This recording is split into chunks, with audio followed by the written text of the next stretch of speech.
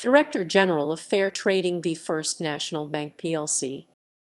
Director General of Fair Trading v. First National Bank plc 2001 UP 52 is the leading case on the unfair terms in Consumer Contracts Regulations 1999. It was an action to test the fairness of clauses in loan agreements which secured a bank's commercial interest rates after a debtor that had defaulted and they had been to court to determine their repayment scheme. The House of Lords held that the clause did not fall within the ambit of Reg 6.4 and that it was valid in accordance with the fairness test Reg 5.0. The case was brought by the Director General of Fair Trading, now the Competition and Markets Authority, on behalf of consumers. Facts.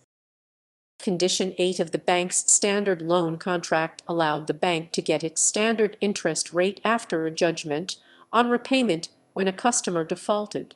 Usually lower statutory interest rates apply under the County Court Interest on Judgment Debts Order 1991, but this had excluded judgment debts on consumer credit agreements under the Consumer Credit Act 1974.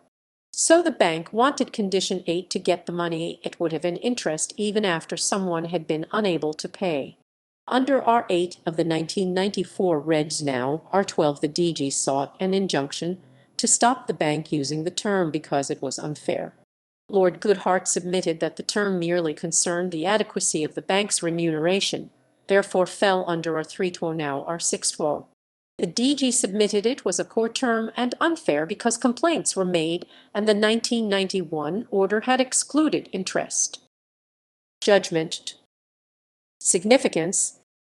Andrew Burroughs writes that because good faith was said to mean fair and open dealing and significant imbalance meant substantive unfairness, both procedural and substantive unfairness is encompassed within the meaning of Regulation 5.0.